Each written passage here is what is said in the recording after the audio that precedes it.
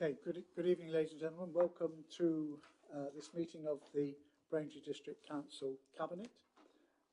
Usual housekeeping. We're not expecting any fire arrangements tonight, but in the event of the fire alarm going off, we will exit by the doors and get out into the car park. That's the only housekeeping, I think.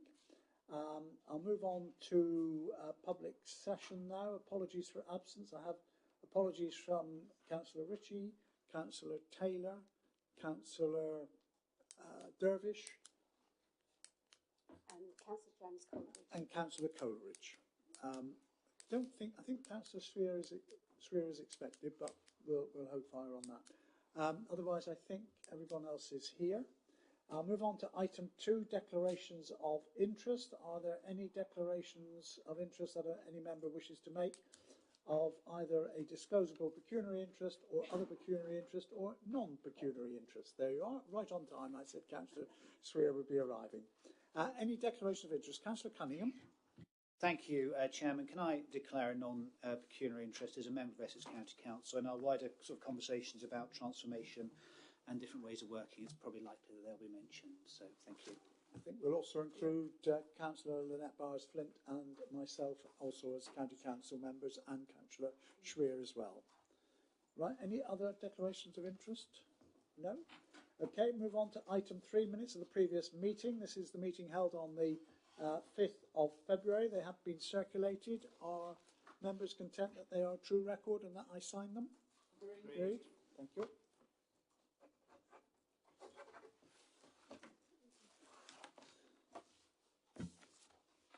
That takes us on to item 4, public question time. I am informed there are no registered speakers tonight who wish to take part. That takes us to item 5, the corporate strategy 2004-2028. This is a paper which appears in my name.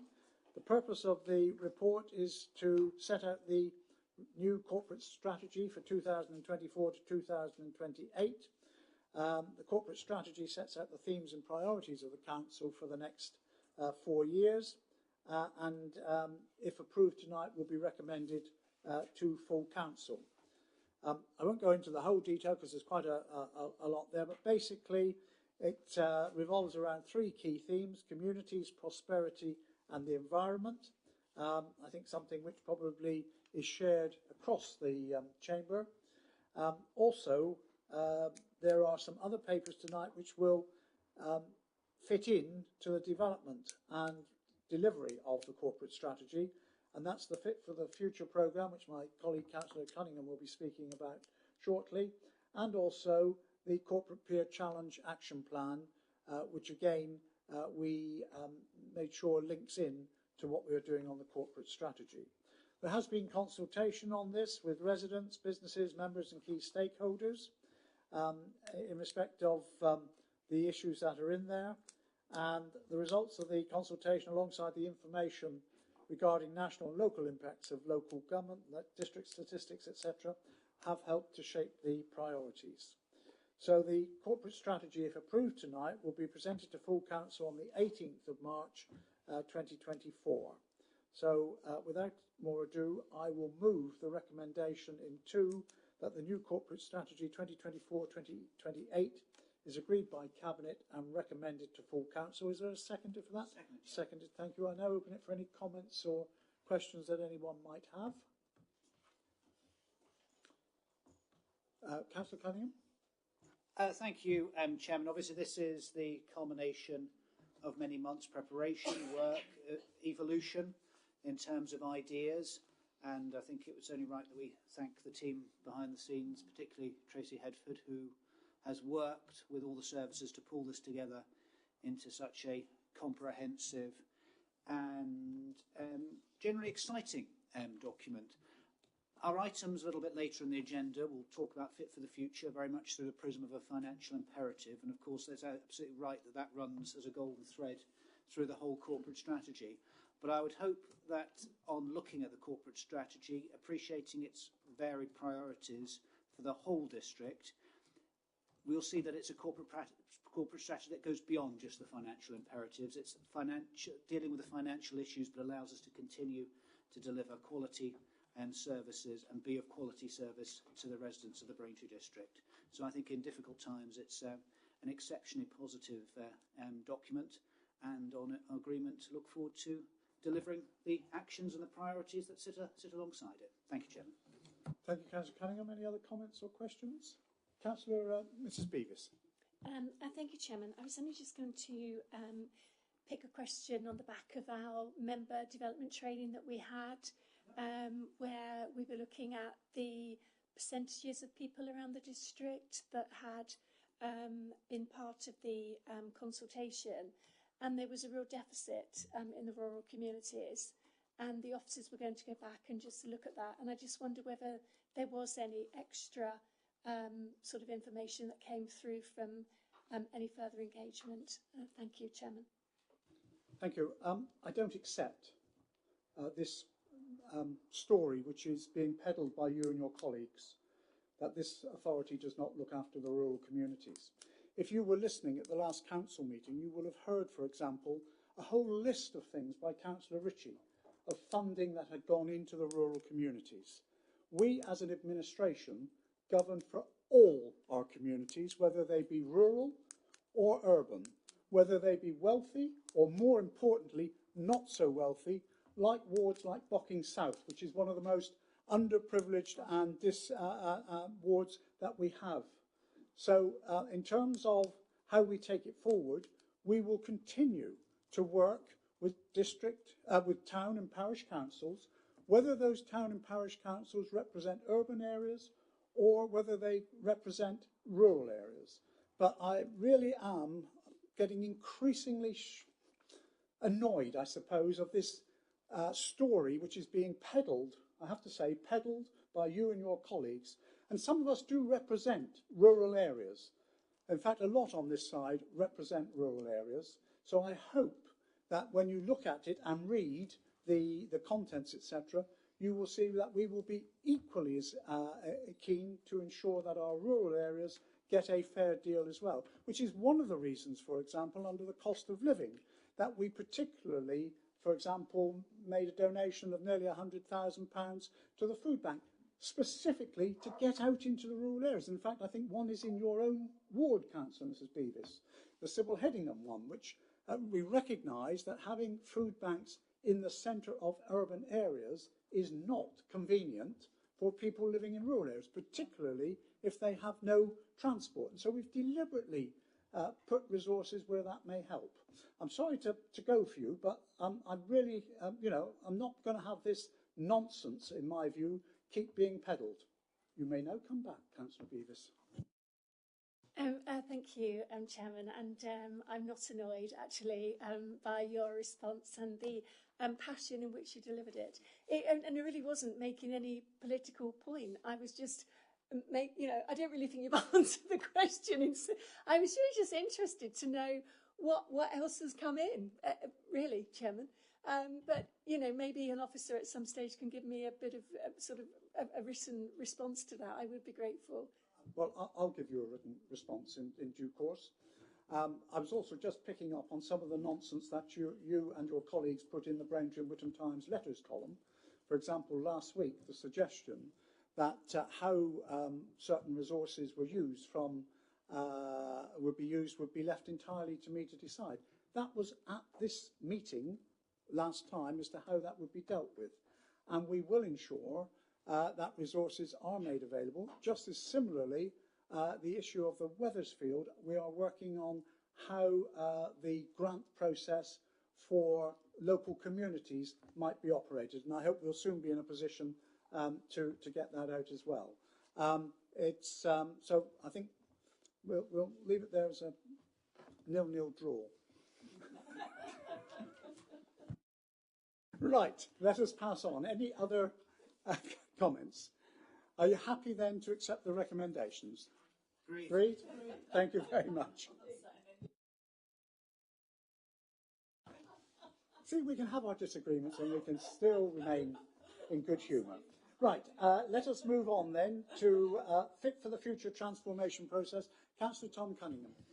Thank you, Chairman, and I think that segues nicely from the corporate strategy. I was very keen that a paper comes to full council articulating the key principles and the approach underpinning the Fit for Future transformation programme. And the key element of this is we have to appreciate the unprecedented challenges on local government, but acknowledge actually this council has had many successes in dealing with those challenges over the last 10 years. It's abundantly clear in the era of Section 141 notices being issued to local authorities across the country that local government needs a new engine to deliver services. And whether major structural reorganisation happens or is imposed by any government post the general election later this year, we still need to be working full steam ahead to look at opportunities to make savings and do things better and do things differently. So the transformation principles that the Fit for Future programme is based on, set for the next 3 years, all with the aim of having a sustainable financial model by 27-28. The programme work streams are programme design and delivery, agile and flexible working, shared services and partnerships, and an asset management review. By agreeing these principles and this overarching approach, we enable option 2 in the paper to be agreed, allowing the transformation programme to move forward at pace in line with our wider organisational ambitions, but our wider community, social and service ambitions that we referred to earlier in the corporate strategy. Therefore, Chairman, I'm very happy to move recommendation 2.1 in the agenda document, that is that Cabinet is asked to approve the design principles of the Fit for the Future transformation programme as set out in this report. Thank you. Seconded, thank you. Open to questions or comments? Councillor Beavis. Thank you, Mr. Chairman. I'm rather interested in the work around partnerships, which probably again would come as no surprise to you. And it's something also that came out on another member development evening, which shows that we really do enjoy these evenings, where it was on Live Well, and there was a comment back that they recognise we do need to work more in partnership. And I just wondered how you thought we might be moving forward in that regard. Thank you, Chairman. Thank you. Councillor Cullen. Thank you. I thank Councillor Mrs Beavis for her comment and question. And I think she's absolutely right. I think the Live Well programme was ahead of its time in terms of partnership working, and there have been other such similar joint working initiatives across Essex. Where I think there are great opportunities, and in other colleagues' portfolios, opportunities around housing, opportunities, shared services around economic development planning. I think there's some really good savings and better services that can be provided by working together across with local authorities across both tiers. Where we are, and this is something we'll unpack a little bit more because I believe we have an evening on this in the upcoming weeks and months. One of the areas that I'm very, very pleased has moved forward at great pace is the area of shared procurement. We're a part of a shared procurement partnership with authorities ranging from Castle Point to Epping to Tendring to Colchester to Braintree and the County Council. And I have to say, I have to pay tribute to the County Council because being part of a wider procurement partnership with the buying power of the County Council is hugely significant to us at here at the second tier, hugely important. And I have to say, pay tribute to the way County Council have gone about it. They have the buying power, they have, dare I say, the greater clout in terms of being able to get things done, but they have been very much equal partners in this. They have been enabling the districts rather than dictating to the districts, and I think it speaks very highly of the ways of working at ECC and the relationships that have been built between ECC and some of the districts, regardless of their political composition. That's something that's moving ahead at pace. Looking forward to hopefully more local authority partners across Essex joining that. But I think we're now very much in a place where we don't take anything off the table in terms of opportunities. I think everything has to be explored on merit, and I think hopefully in the next year, 2 years, you'll see a radical shift in terms of different ways of working, regardless of the wider conversations about the best structures. It's actually getting what can be done in the short and medium term to improve services. yes, there's a financial need, of course, but above all else, I think what's really driving this is simply the right thing to do. So I think lots positive happening at the moment, and I think lot of positive developments to happen in the future. Thank you. So I moved recommendation 2.1. Yes, thank you. It's already moved. I think it has Sorry. actually. It's already, yeah. I beg your pardon. Okay. Sorry, I was a little bit late coming in, Chairman. Just a comment from me. I was very pleased to see a couple of Sunday mornings ago the Politics East programme on BBC One. There was a discussion in the studio about the difficult financial issues facing a lot of local authorities at the moment, and I was pleased to hear the leader of Colchester Council, Councillor David King, make a very positive contribution about the Fit for Future programme and the willingness of that council to work with partners in order to bring about some cost savings, but generally that we work better together and in a more efficient way. So I thought that was encouraging from that particular councillor. Thank you, Chairman. Thank you. I would add that last week I met with Councillor King and also Councillor Whitbread from Epping Forest, together with our respective chief executives, to actually take forward this whole thing of working together. That's not to exclude the other councils in North Essex. We hope very much that they will want to join with us as well. But what we need to do is to keep it moving rather than try and get everybody agreed before we do anything, is to move forward with, if you like, a coalition of the willing, but very willing to have others join us as well. Councillor Bowers.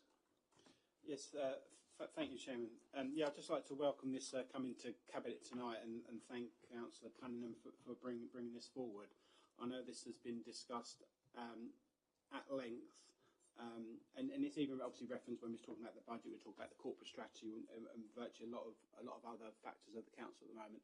This Fit for the Future is one of the sort of near enough a sort of golden thread that's going to run through everything sort of going forward. And I'm just pleased that we've got some sort of even further sort of meat on the bones tonight in regards to design principles and that kind of thing. Also, just wanted to sort of reference that myself, alongside yourself, Leader, and Councillor Cullen is one of the member sponsors of one of the work streams. The one for myself would be the asset management review part of the programme. And I know, going back to discussions we've had, this has been discussed at length. It's been brought up in budget debates. It's been brought up in members' evening when we talk about strategic risk and the like, about what we might be doing with our assets and potential disposal or the investment divest and also looking at sort of rental incomes and the best value for the taxpayer and that kind of thing. So I'm really excited we're actually moving forward to this and with this, and I look forward to how we can input this in going forward and what it can bring to the authority, and also alongside the whole thing in being a sustainable financial model by the financial year of 2028. Thank you, Chairman. Thank you. Any other comments or questions at all? No? Are you happy then to accept the recommendation? Agreed. Thank you. Takes us to item 7. This was for members an additional report which followed. This is on the Agile and Flexible Causeway House Refresh business case. And Councillor Cunningham, please. Thank you, Chairman. Very happy to be bringing forward this business case for the change of usage and change of the utilisation of Causeway House. The ways of working have changed immeasurably since the COVID pandemic, and like it or not, hybrid working, working from home, more flexible working relationships are now the norm and now the expectation of both employers and employees. When speaking about transformation and the new engine, the new approach that local government needs, we need to consider that this building that was first opened in 1981 and has served the council and district well, was designed for nearly 1,000 people working here, each with their own desk, and it needs to adapt to the changing demands, and the working space needs to be relevant to the changing practices. It's actually 2011 when this building last had a refresh. We need to maximise the opportunities for this building to work better for its residents, and a reorganisation of space, freeing up greater rentable space, provides opportunities for greater income to pay for services. Whilst we talk about shared services and the new ways of working, these conversations are ongoing. There isn't a definite solution or model for reorganisation. Therefore, it's incumbent upon Braintree District Council to be open-minded about the challenges, but it must have a realistic view about its current assets and this building and make significant changes. The business case we have put forward unlocks a new model of working here at Causeway House and a flexible working approach. Chairman, before I move the recommendations, there was an error in the report which I would like to correct now. In the report, it said that the current BDC footprint within the building is approximately 324 square metres, and it's estimated this could be reduced to 243 metres, a reduction of 25%. The actual figures are, Chairman, the current BDC footprint within the building is approximately 3,483 square metres, and it's estimated that this could be reduced to 2,612 square metres, still a reduction of 25%. So, Chairman, therefore I'd like to move the recommendations as set out in agenda item 7, and that it is recommended that the Cabinet approve the project as set out in Appendix A, approve the project spend of up to £1.2 million, which will be funded from allocated general capital reserves, and delegate authority to the Corporate Director of Support Services for the award of contracts relating to the delivery of the project, provided these are within the agreed project budget set out in paragraph 2.1.1. Chairman, thank you. I so move. Thank you. Is that seconded? Seconded. Thank you. Open for comments or discussions. Right. Councillor Mrs. Beavis, then Councillor. Thank you, Chairman. I just wanted to follow on from a point that I made at the full council budget meeting about the refurbishment of Causeway House, of which I remember the year, and I remember my father, local builder, standing outside with me when it was all being built, and having a look at what was coming at that time. And the uses ever since. What I will say, though, to be consistent with my point of full council, is that we are going through the process of the asset strategy, which I don't think we've had the findings from yet. And I just feel it's a bit cart before horse. And, I asked this question also of Arlington Close when we had the Treasury Management session about are all of our assets liquid and how much are they all costing us? And she at the time said, actually, it's a really good point and we don't actually know. So I just feel that we should have gone through the process of the asset strategy first to look at what we've got, what was going to be disposed, and then a plan that wasn't just for the refurbishment of Causeway House. It would have been nice to see a strategy that said, actually, we're not only going to be doing Causeway House, we're going to be repairing the football clubs in Helsted and Braintree and putting more investment into other community facilities that we own. So I just feel it's just a bit about this building and not so much about our assets and how we can improve other assets around the district. Just my comments and observations. Thank you, Chairman. Thank you very much. Councillor Cunningham? Chairman, no, I thank Councillor Mrs. Beavis for that. And with regard to the asset strategy, I think there'll be more to come later on this year. And I think Councillor Bowes may like to come in a second and actually explain the sort of approach to that and the comprehensive approach we're taking collectively as a cabinet under his political stewardship.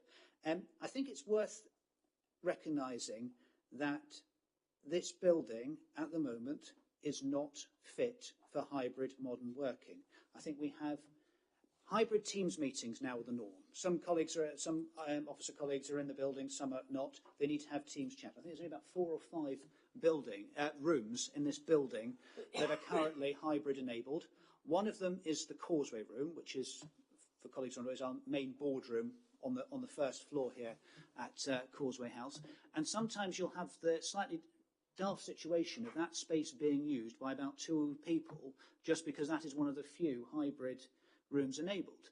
And officers do a tremendous job setting these things up, but we're still in an era where sometimes you have to run across the floor to plug a lead in, like a lot of organisations, to get the hybrid to work. We need to get things working better than that.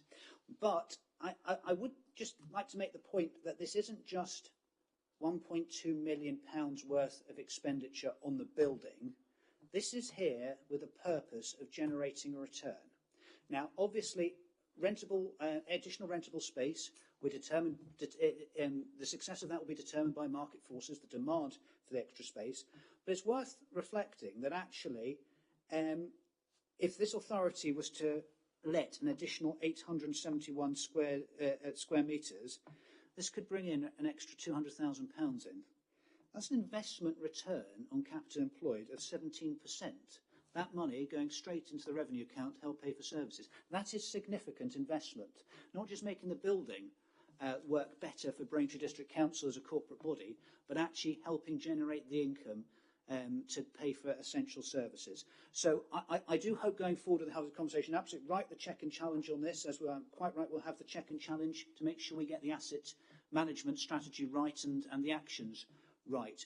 But we have to look at this as an investment rather than just a refurbishment expenditure, than just a one-off payment to make Causeway House look better or different. And I think that's just what I would say at this moment in time. Thank you. Thank you very much. Do you want to come back? Yes? Thank you, Chairman. Yes, I would like to come back, and I do thank the Cabinet member, Councillor Cunningham, for that response.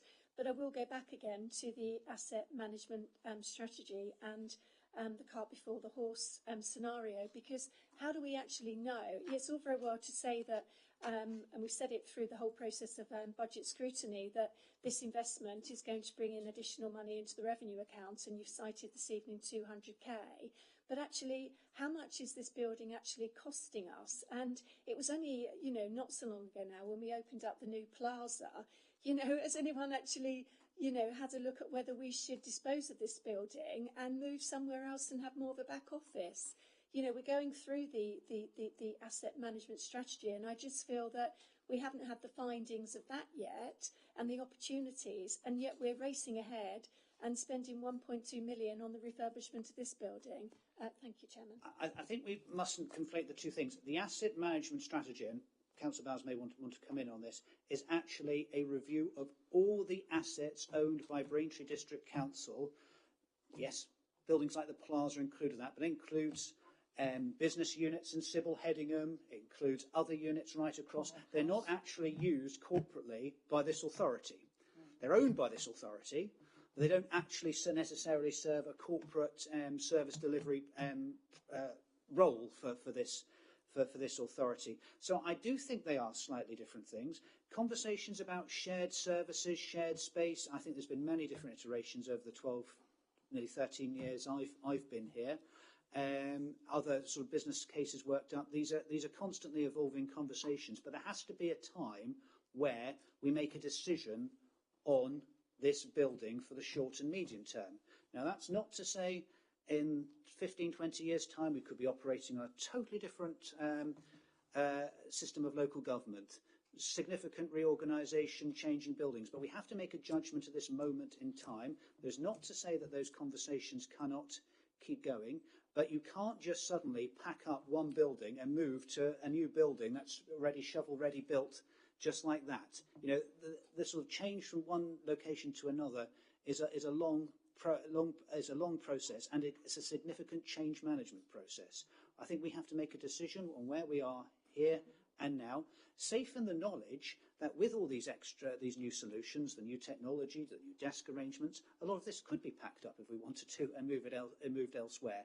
So it's an investment in the functionality of this building, but it's also an investment in future ways of working, which, if we needed to, could be moved elsewhere when the time was right. Thank you. Thank you. I'll just come to Councillor. Do you mind if I come to Councillor Bowers on the asset management, and we'll wrap this up, and then I'll come to you, Lynn, if that's okay. Councillor Bowers. Yes, thank you, Chairman. And just on the asset management point, like Councillor Cunningham has not so stolen my thunder. It's his report, about the revenue that it could generate and the percentages that we're talking about. I think we just need to be conscious of the asset management function and what we are looking at. We have had an asset management review taken place recently. Then there's an asset management strategy, an asset management plan, and the asset management strategy is how we take on the the recommendations from the review in regards to what we're going forward, and then there's an asset management plan in regards to how the function works going forward, and these things need to get updated as we go along.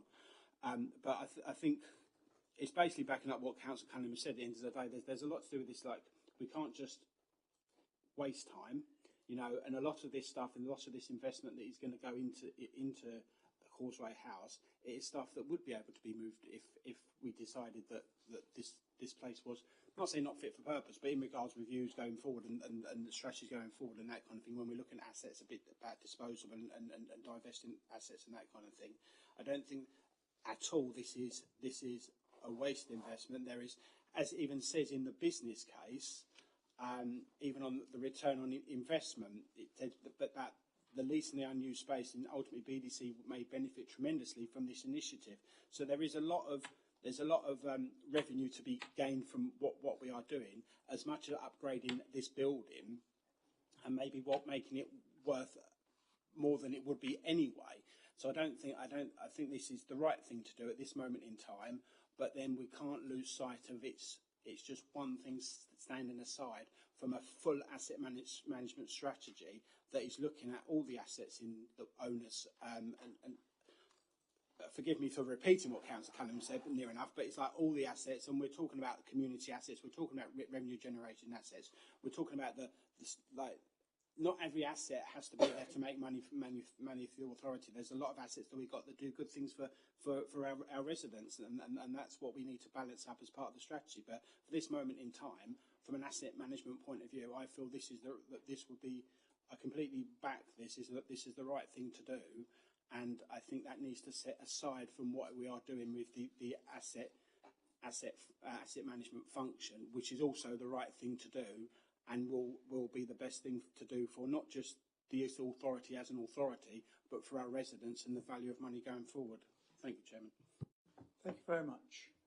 Councillor Lynn Jeffries. Thank you. I think the point has been partly answered in a way that Councillor Mrs Beavis and others have said, is that actually, do we want to stay here? Are we intending to stay here? So that is kind of a given now, and might be at some point packed up and moved somewhere else.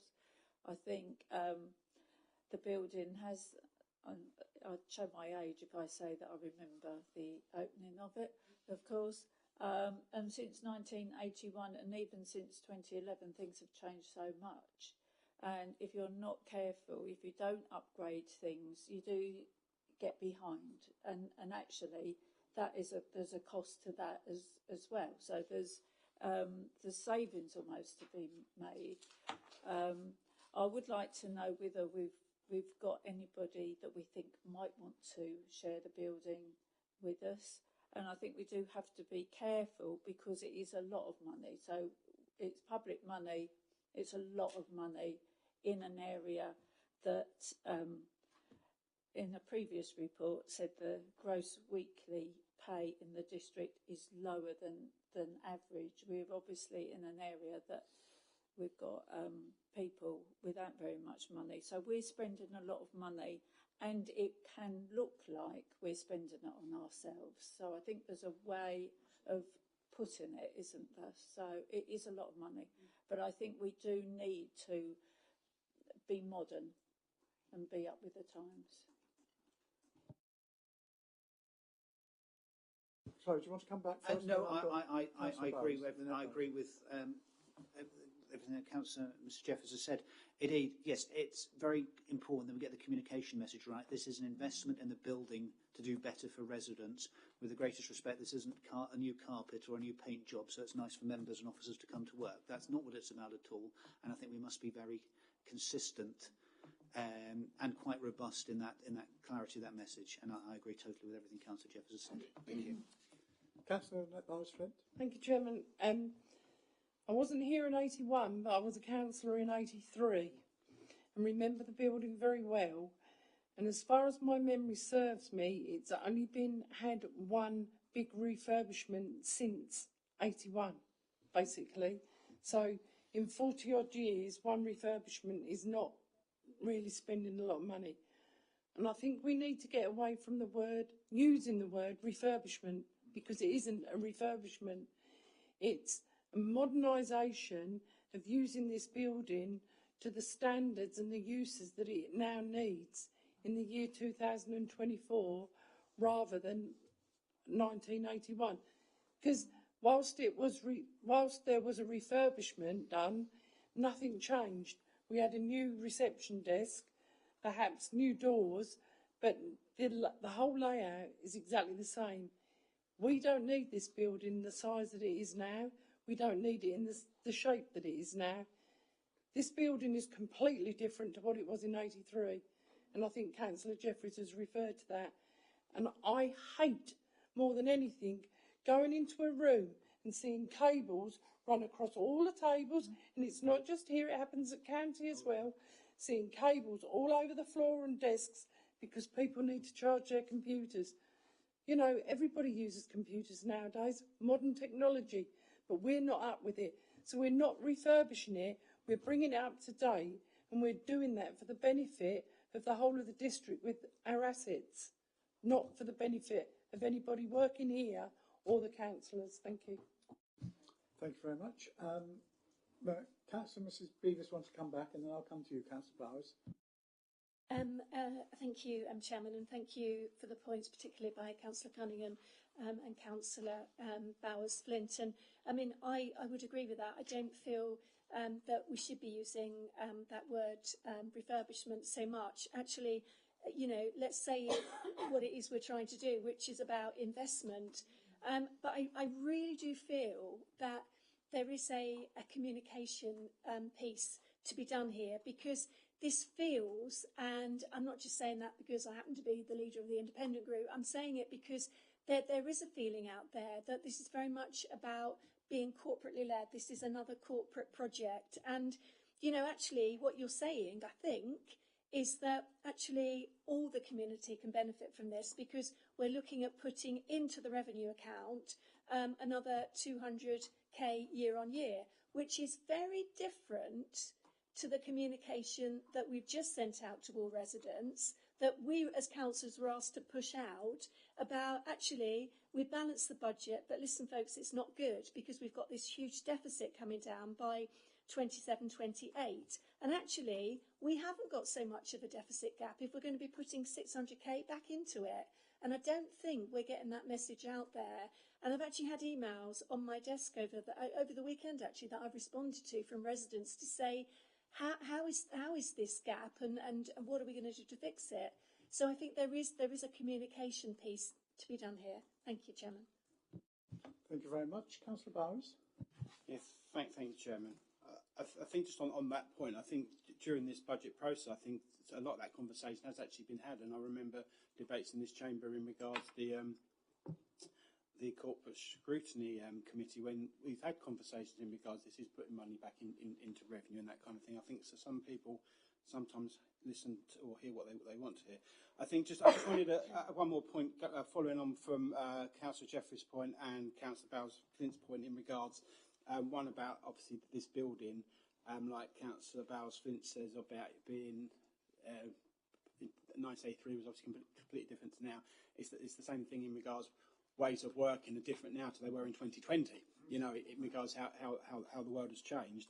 And the point I was going to make in regards what Councillor Jeffries was asking within her comments and that kind of thing is yes, we do have interest, or we have had interest in renting out space in Causeway House anyway over the time, but it can only help with the building being up to a better spec, up to more modern ways of working, and that interest has come from people outside the district as well as people inside the district. But at the end of the day, the better we can make this building will attract people to take that space, and then that space looking better bigger spaces in regards to what we can do with this refresh. So I think with what we're doing, that can only enhance what we could bring to this building, and then the bigger picture there is that's more revenue for this authority, and that's more revenue for our taxpayers and to support services. Thank you, Chairman. Thank you very much. Anybody want to make any final comments? Councillor Cunning? No? Okay, the recommendation is before you in the paper. Are you happy to accept the recommendation? Agreed.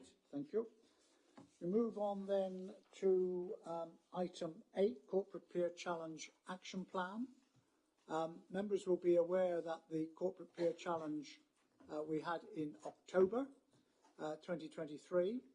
I think it's just worth noting that the team of external peers consisted of 2 members from predominantly rural districts and 2 from predominantly urban districts, which was our choice to just show how much we need to balance both the urban and rural input into it.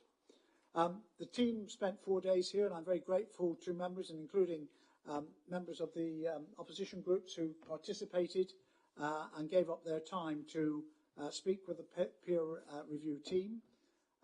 The team has produced its report, which is contained within these papers, and clearly we now need to take that forward. And as I mentioned earlier, it links in with also our strategic direction for the next 4 years. So there is a proposed action plan which is set out in Appendix A for implementation of the recommended actions, and I think it's fair to say we are accepting all the recommendations from the peer review team, and we will be working on those as part of what already we've talked tonight about the transformation programme. We've talked about the agile and flexible here as far as Causeway House is concerned, the corporate strategy, the working together with other authorities across North Essex. Local government cannot stand still. I think we all recognise that the challenges to local government are coming from all directions, and we have to be willing to be fleet of foot at the way in which we look at it. And I welcome the proposals put forward by the peer review team, which we shall move forward. My recollection is that they will be coming back later this year to see how we are doing. So there's a follow-up by the external team, and I hope that we will be in a position to show them that we are moving ahead apace on those recommendations. So I move the recommendation in para 2.1 that I can just see it. That we approve the proposed action plan in Appendix A for implementation of the recommended actions from the LGA Corporate Peer Review. Is that seconded? Seconded. Open for comments and questions at all? Councillor Beavis. Thank you, Chairman. You may have to direct me to the correct paragraph, so I apologise if I sort of haven't quite got my head around this yet. I understand the recommendation, and I fully read and understand the report, and that the LGA will be coming back in July for an update. I do recall at a previous cabinet meeting we said we might set up a working group to look at this a bit further, and that we asked whether it would be possible for the other group leaders to be involved, and we said we were going to do that, and I can't see that.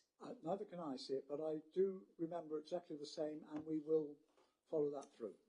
Okay? Yeah, that's really helpful, Chairman. Thank you. Fine. But you're right, I can't see it specifically mentioned in, so you haven't missed anything. No. Okay, any other comments at all? Happy to accept the recommendation with that note that Councillor Beavis and I have just agreed upon. Okay, good. Thank you. That takes us to item 9, Managed Service Solution for Temporary Workers. Councillor Bowers. It's on page 62 of your agenda. Thank you, Chairman.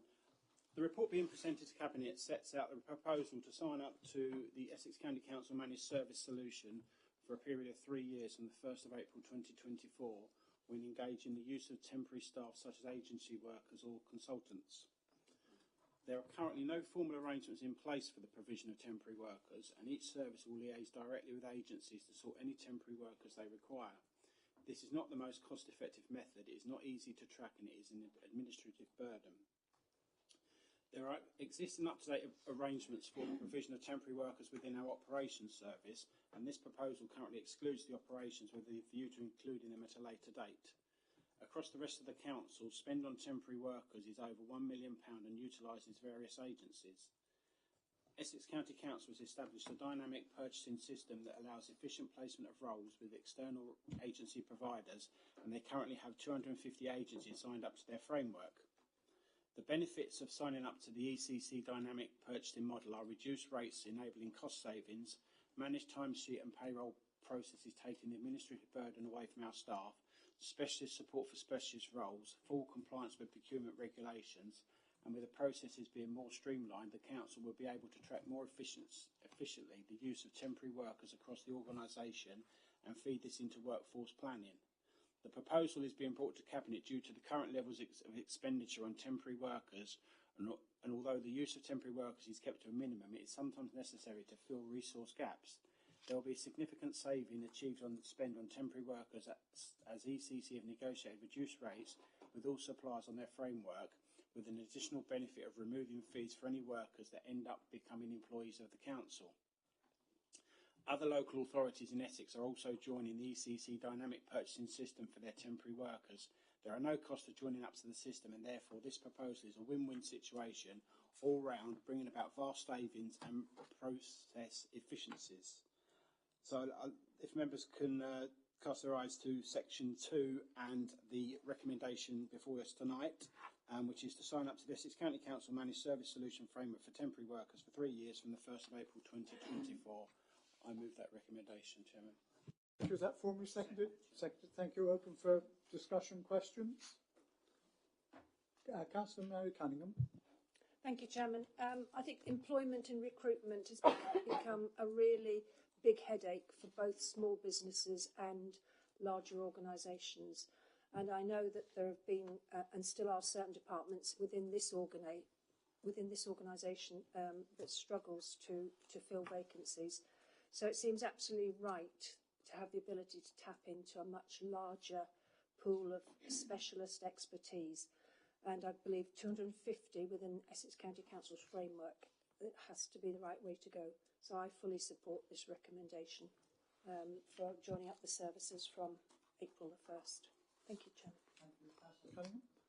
Any other comments? Councillor Lynette Jeffries. Lynn Jeffries. Beg your pardon. Sorry. So is this part of what we were talking about earlier, about working together with the County Council and other organisations, or is this just a bit different from that? I guess there's something different to that, but I think it's just an example of how we can all. Yeah, it's not specifically part of that, but it is really because it's how we can all work together in different local authorities for the benefit of taxpayers, really, across Essex. Thank you. Okay. Councillor Mrs. Beavis. Thank you, Chairman. It was only just a quick question, and some ways follows on from Councillor Jeffrey's point. Is it does get a bit confusing at times, you know, to work out what's what, who's where, because earlier on we were talking about the NEC, and I've read quite a bit about this NEC, and indeed at the full council meeting budget we put an amount of money into it. Is this the sort of thing that's discussed at NEC, for example? Because we don't actually get a lot of feedback, so I'm just interested. Thank you, Chairman. Well, we actually discussed a lot of things, particularly housing. There was a big housing meeting that we had, across, including a number of external agencies, etc. I think what I would say is there's no set, you know, this is what we're going to do. What we are looking at are areas which are major concerns, and housing, for example, certainly is one, and particularly how we deal with temporary housing that's impacting severely on a number of local authorities. Right, us to a certain extent, but certainly our neighbours like Chelmsford and Colchester to a far greater extent. So how we work together on that. Then there are some what I would call sort of operational issues about, you know, it makes sense to come together for procurement, for example, because you've got a bigger clout if you're purchasing on behalf of a number of authorities. And areas like this where, you know, for each of the 14 or 15 authorities in Essex, each to have their own way of dealing with this, when actually one can be eminently sensible. we're looking for basically anything that does come up on it. Now, in terms of the North Essex councils, I think you do raise a point which I would just like to take on board. I haven't got the answer at the moment, but how we feed back to members in this council the outcome of the discussions that take place across all. And we may need to talk with other authorities to agree a common approach. Is what we don't want is 5 or 6 different reports going back saying 5 or 6 different things. So, but I will take that forward because I think it is something which is going to increasingly be part of the work that we're doing, working with other authorities. So I will take that on board, and if I can, in Dan's absence, Sherry's nodding her head, we will do that because I think that's a very valid point. Okay. Anything else? If not, are you happy to accept the recommendation moved by Councillor Bowers? Thank you. We then move on to item 10, scheme of delegation for the management of stray dogs. And Councillor Cunningham is the one who has drawn the short straw on this. Thank you, Chairman. I appreciate it. I probably won't say too much on this, as this is the authority's response to, obviously, national expectation to deal with this particular type of problem. And so I'll move recommendations to that we delegate to the head of operations, or in instances where there are licensing considerations, to the head of environment, to instruct RSPCA Danaher Animal Home Wethersfield to euthanise a stray XL bully dog in circumstances that are set out within this report. And those are the recommendations, and happily move. Thank you. Is that seconded? Open for comments or questions at all? No? You happy then to accept the recommendation 2.1 as moved by Councillor Cunningham? Agreed? Thank you. That takes us to item 11, the potential open space improvements, and Councillor Spray. And this is on page 73 of your agenda.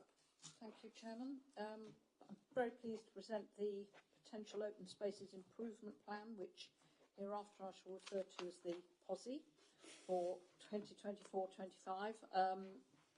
Many members will be familiar with this document. It identifies where local Section 106 contributions are able to be spent within towns and parishes in the district, and officers use it in their discussions with developers during the planning process. There are no rankings in terms of the proposals, so no one project is deemed more important than another, and there are no timescales proposed, because schemes are often reliant on a number of financial contributions, not just Section 106 agreements, but also grants from government, charitable trusts and so on. So sometimes it takes a little while to get the pot of money together in order to bring about the various schemes. There are, however, Section 106 deadlines for spend, although I will say these do tend to be reasonably generous in timescale. But we are very conscious of these deadlines, and officers certainly make a point of ensuring that Section 106 money is allocated in a timely manner and not handed back to developers because time has expired. And I think we pride ourselves on not having to do that at all, and not something we intend to start doing. So the consultation for the 24-25 POSI took place between 30th of October last year and 26th of January this year. There were 58 responses received, which I think is a very good result, and where suitable, amendments and updates were added. New items appear in red in the document. Some suggestions could not be included, and examples are given in the report under point 3.10. So, for example, where land ownership could not be identified, or where access is not available to the public. So, for example, a climbing wall within school grounds, whilst that's a great thing and a great idea, it's not something that would be available out of school hours. So it doesn't meet the criteria to be included in the POSI. And I think finally, Chairman, just to take the opportunity to remind all town and parish councils to look out for the email that's sent out by BDC officers, usually just before October every year, asking them to review the entries in the current document and make any amendments, which might mean deleting some things which are no longer required or adding new schemes that they'd like to see 106 money spent on. It's a really good opportunity for them to do this. And if anyone is in any doubt about what does or doesn't qualify, then they should always ask, because officers I know are always happy to give advice. So the recommendation set out on page 73 of the agenda, which is to approve the potential open spaces improvement plan 24 as set out in Appendix 1. Thank you, Chairman. I so move. Thank you, Councillor Spray. Is that seconded? Seconded. Thank you. Open for comments, discussion. Councillor Mrs. Powell. Just a declaration of interest, Mr. Chairman. It refers to Houston Cricket Club. My grandson is one of the captains up there, and both my husband and I are vice presidents of the club, so just declaration.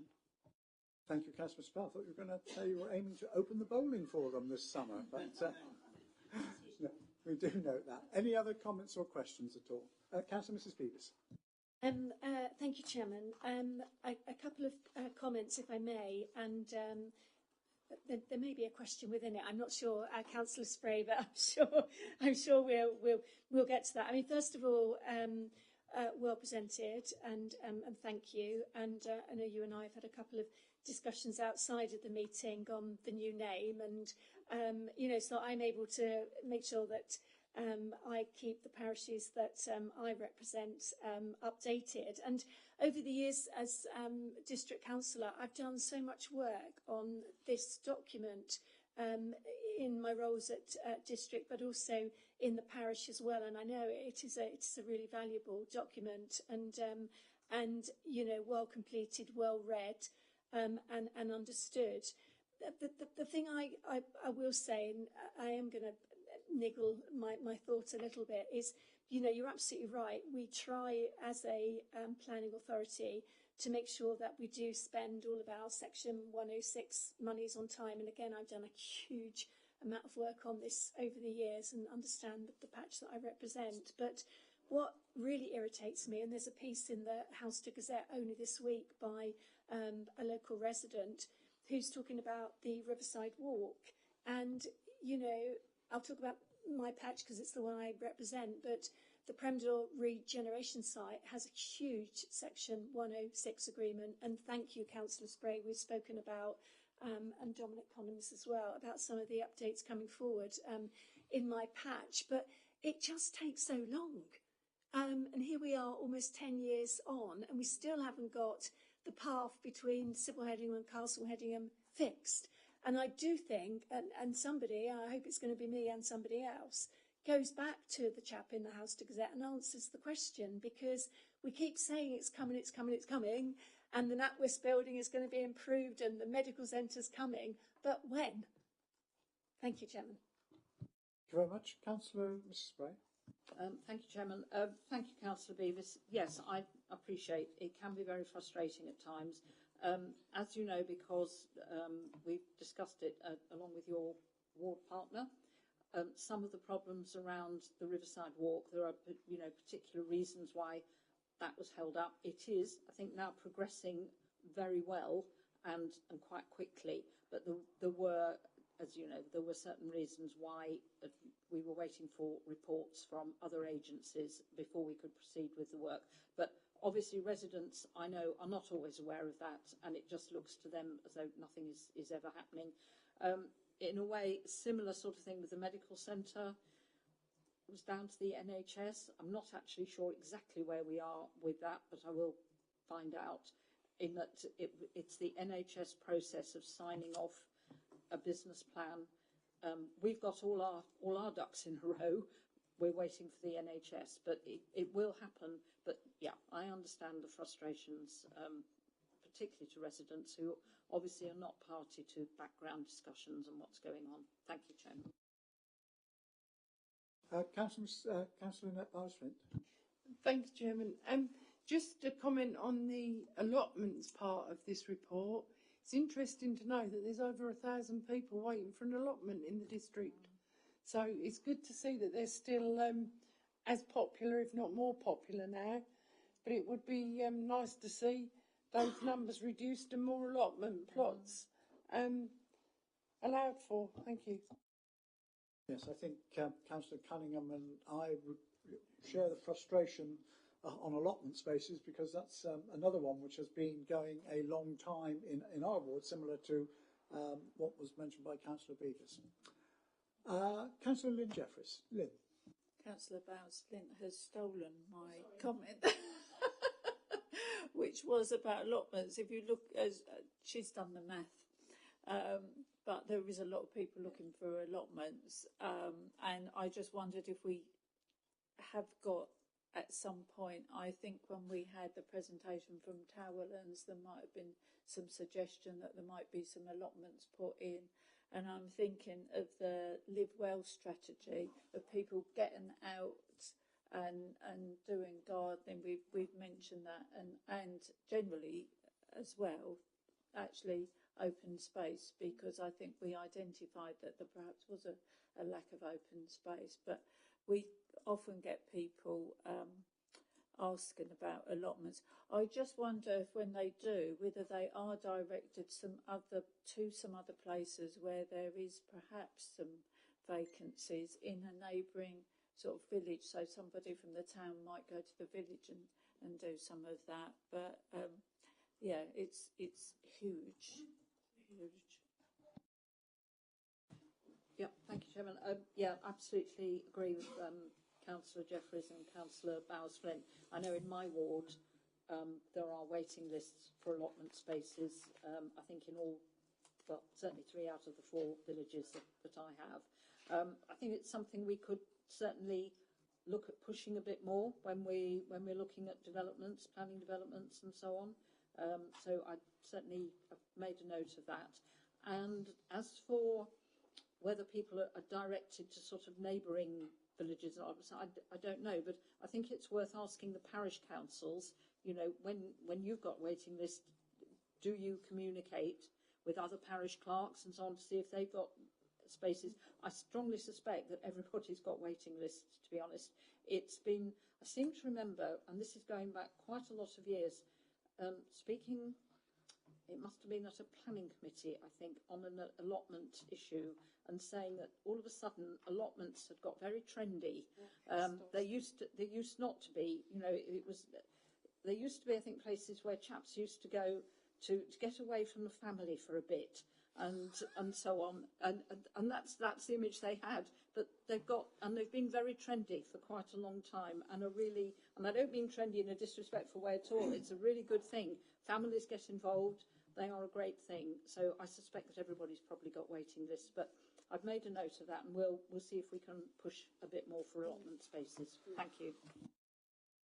Thank you. If there are no other comments, you're happy to accept the recommendation in the report? Agreed? Thank you. That takes us on to item 12, the Strategic Risk Register. Councillor Bowers. Thank you, Chairman. The purpose of risk management is to effectively manage threats and leverage opportunities to achieve the Council's objectives. Risk management is not about eliminating risk or being risk averse, it's about being aware of and managing acceptable risk. The Strategic Risk Register is one part of the Council's overall approach to risk management. Other elements include operational risk registers, risk registers for major projects, business continuity, and emergency planning. The register was previously agreed by Cabinet on the 25th of September 2023, and the aim is to formally review the register at least twice a year, and has recently been reviewed and updated by senior managements and management board. 9 of the 11 previously identified risks remain above the risk tolerance line and therefore require active risk management. The register identifies current controls and additional actions required to mitigate risks. A new risk relating to landscape services has been added to the Strategic Risk Register. The escalation of this risk from the Service Operational Risk Register reflects an increase in tree-related risks combined with a limited capacity to manage those risks, with potential impacts on both the residents and the council. I won't go through too much more about the report because I feel there's a comprehensive appendix that's got all these major risks detailed, where we sit with them and the detail around it. I just reference that as we do every year in this authority, there will be a members' evening around about the start of the new civic year, when all members will get their chance to input into the risk register. So I would just, if members would just like to focus on the recommendation in section 2, Cabinet to approve the updated strategic risk register and management action plans for managing high rated risks as detailed in Appendix 1. So moved. Thank you, Chairman. Thank you. Is that seconded? Seconded. Open for comments. Councillor Lynette Bowers-Flint. Thank you, Chairman. Just a query on landscape services for more than one reason, really. We're all aware, especially those on the planning committee, that the amount of trees that we've lost in the district due to development. We're also aware that how good trees are for the environment as well. I recall a few years ago, not that long ago, but a few years ago, we made an investment into landscape services to help this along. And that appears to not have happened, or something's happened. So can somebody tell me exactly what's gone on there, please? Thank you. Councillor Spray. Yes, thank you, Chairman. Yes, Councillor Bowers-Flint, the main risk with landscape service at the moment is lack of staff. And this is a national problem, not just with our district. It is proving incredibly difficult to recruit qualified staff to that team. It's a very small team anyway. We do have a couple of interim agency staff who we've brought in, and obviously that comes at a cost, but we have had to do that in order to plug the gap, quite frankly. We continue to try and recruit, but there is a national shortage of good qualified landscape officers.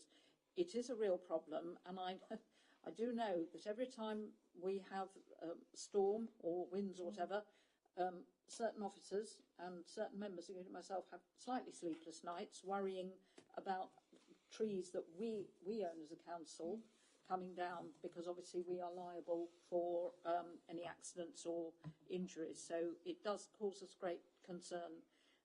We are doing our best to try and recruit to the team, but that's the main problem. Thank you. Okay, any other comments or questions? Councillor Lynn Jeffries and then Councillor Mrs. Beavis. Sorry, it's not really a question. It's not really about risk management either, but it was about what Councillor Spray was just saying. And I just wanted to say that I surprisingly, unexpectedly, found the biodiversity training that we had the other night extremely interesting, and actually would like a bit more information about that in the future. So I know it wasn't very well attended by members, but actually it was very interesting. So thank you for that. Yes, thank you. Thank you, Councillor Jeffries. I'm glad you appreciated it. I think those members who were there did find it very valuable. There will be more information coming out about it because it's something that's evolving, and we are waiting for more information from government. But it's certainly something very high on planning officers' agendas now when they are assessing applications that come in. I mean, it's a government requirement, but we are aiming to do our absolute best in this district to ensure that biodiversity net gain does happen on developments. But thank you for the very nice comments. Thanks. Councillor Spears. Thank you, Chairman. I'm not actually going to talk about the report as such. I have to say, as a sort of relatively long-standing member, I've always just really enjoyed the risk management. I thought Councillor McKee used to do it really well for the member development evening, and we've had some great evenings actually having the opportunity to really look at all these areas of risk. And when Councillor Bowers did this for us last year, again, it was really well presented and so engaging. And it's why I'm not going to comment this evening, because I think it's one of the things we do member development very well at the organisation, but it really gives us an opportunity, all members, to have our say on this and pretty much pull it to bits and come back round again. And I really hope that continues, that we have that length of time that we had last time, because everybody was pitching in. And so they should, because this is such an important report for us as a local authority. So I was quite surprised, actually, I have to be honest, to see it this evening, because I was thinking it didn't seem 5 minutes that we did it. and here we are again. So I fully support it, and you look forward to it coming to the next member development evening. Thank you, Chairman. Yes, I should just point out we do it twice a year. Once at the beginning, as Councillor Bowers was saying, which with all the members, and then there's a sort of check midway through the year, which is done by the management team, etc. But yes, you can be assured that I don't know whether we've got a date set for it yet, but it will be fairly soon into the new civic year. Okay. Right. If there are no other comments, you're happy to accept the recommendations within the report? Agreed. Thank you. That takes us to item 13, the third quarter performance report. Again, Councillor Bowers, and this is on page 144. Councillor Bowers. Thank you, Chairman. This report sets out the Council's progress towards our corporate priorities as at the end of the third quarter to December 2023. In regards to the key achievements for the third quarter, the works to refurbish the wildlife garden in Housestead Public Gardens have been successfully completed. Environmental improvement at Cutthroat Lane in Witham has been completed. The Council contributed towards the Greater Essex Devolution Deal, which was put forward to central government ahead of the autumn budget. Council community grants have been awarded to the value of £10,286, totalling £23,400 year to date. 162 affordable homes were delivered in the third quarter, taking the total to 329 to the year so far. Participation levels at leisure centres continues to exceed target, with over 268,000 attendees, which is 31,000 over target. 84 residents were assisted through our handyman scheme. The housing team prevented 50 cases of homelessness, and there were 258 new business startups across the district, and a further 91 businesses contacted the council for business support, in addition to 15 business training sessions taking place. There was, in regards to the projects that had amber status, there were 6 projects that were marked as completed, 41 are on track and progressing well, and 10 projects have the amber status. The amber status projects are completing physical improvements to Witham and Housestead town centres, revised licence application for all work on Essex County Council land are still under consideration, and unexpected additional work on the application has been required at this late stage. Discussions with Essex County Council continue to finalise the plans. Refurbishment of wet and dry changing facilities at Housestead Leisure Centre. A revised budget has been agreed and tender is currently underway. This will be delayed in completion as a result of delivering the works to a revised budget. Replacement studio and sports hall floor at Braintree Sport and Health Club. Cost and estimates were over budget. Delays in resolving this means works will need to take place after the school exam season. The community centre in Witham. Planning permission is awaiting a planning committee date, and an operator is yet to be agreed. Implement of the requirements of Martin's Law. The bill requires extensive amendments as suggested by the Home Affairs Select Committee. The timescales for further details from central government are unknown, and work cannot begin until the details have been provided. Delivery of supported housing and move on accommodation at Trafalgar House. Peabody have encountered delays in delivering this project, and we are working towards a revised end date of June 2024. Change in places toilets in Witham and Housestead. Witham construction has not yet been started due to additional changes to the scope of planning permission required. Complications have been encountered due to the need to reprofile the doors of the listed building. Witham Enterprise units. A number of elements for this project are still not agreed, such as planning permission and approval of the full business case. And biodiversity net gain. The Levelling Up and Regeneration Bill has become an act, but many changes within the bill require further legislation. We are currently awaiting further information from central government. 10 performance indicators are achieved or exceeded target. 1 performance indicator missed target by less than 5%, which is the collection rate of council tax. 3 performance indicators have missed their target by more than 5%. These are the cumulative number of homes granted planning permission, recycling rates, and the percentage of inquiries resolved at first point of contact in the customer service centre. Moving on to the financial summary, the finance section of the report sets out the current budgetary position, information on capital spending and resources, details of treasury management activity, and the estimated movement on general fund unallocated balances. The review of income and expenditure against budget and forecast for the year indicates a net overall positive variance of 494,000. Staffing expenditure is currently projected to be underspent at service level, which includes the corporate efficiency target. This follows a budget transfer of 600,000 agreed at full council on the 11th of December 2023 between Treasury Management income and all service staffing budgets to offset the employer's annual pay increase offered from April 23. Other expenditure is forecast to be 730,000 over budget, and the council is also accruing legal costs in relation to the Wethersfield Asylum Centre appeals. Offsetting the projected forecast for other expenditure is an overachievement of income currently forecast to be 1.3 million, which is mainly attributable to Treasury Management investment income. Details of the main variances are set out in the financial section of the report. Capital spend to the end of the third quarter was £3 million, mainly incurred on the Disabled Facilities Grant Programme. Capital spend typically increased in later quarters. Currently, there is an estimated positive variance against the capital projects of 223,000. The estimated movement on the general fund allocated balances is a net withdrawal of 471,000.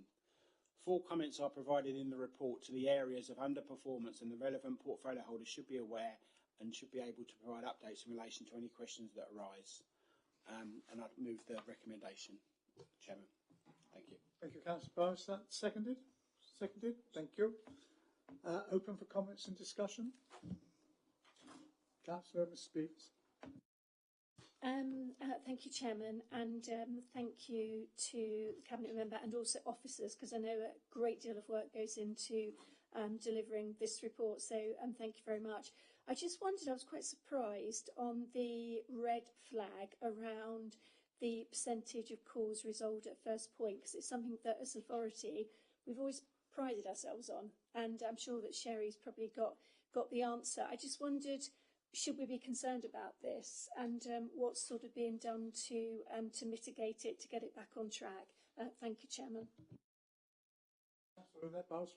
Chairman, I may be able to assist with the answer to that, although I do note that other departments have been mentioned, but one of the biggest problems on that is the housing inquiries that are so complex now that they're actually holding up on the switchboard. So we're now looking at putting I forget what the word is. I want to say it's the same as what they use at hospitals.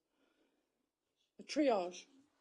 We're thinking of putting a triage in, but we are looking at it to try and stop that, because we do realise the complexity of people's housing needs are far, far more complicated than they were 2-3 years ago. But I do notice in the report that it isn't just housing, it is also planning as well, which is most probably the same problem, but I put my hands up for housing on that, Chairman. Thank you very much. Any other comments? Councillor Jeffries. Thank you. Of course, it is a huge report and lots of information on there. One bit of information I don't think is on there, and I wondered if we did have it, when we were talking earlier about the upgrade of Causeway House and people working at home. I wondered if there was any figures on how many hours people actually work working from home rather than actually working in the buildings that we might have. Don't think there's anything readily available on that, but I will make some inquiries. Okay, thank you. Any other comments or questions at all? In which case you're happy to accept the recommendations in the report? Agreed. Thank you. That brings us to the conclusion of the public part of this agenda. Unusually for us, we do have one item in the private session, and to enable us to move forward, I will move that we agree the exclusion of the public and press for consideration of that item for the reasons set out in Part 1 of Schedule 12A of the Local Government Act 1972. Is there a seconder for that, please? Seconded. Can I have those in favour, please show? That is agreed. So can I thank people who are watching on the webcast? Thank you for that, and we will move on to the private session, and I will ask the public meeting to be closed, please.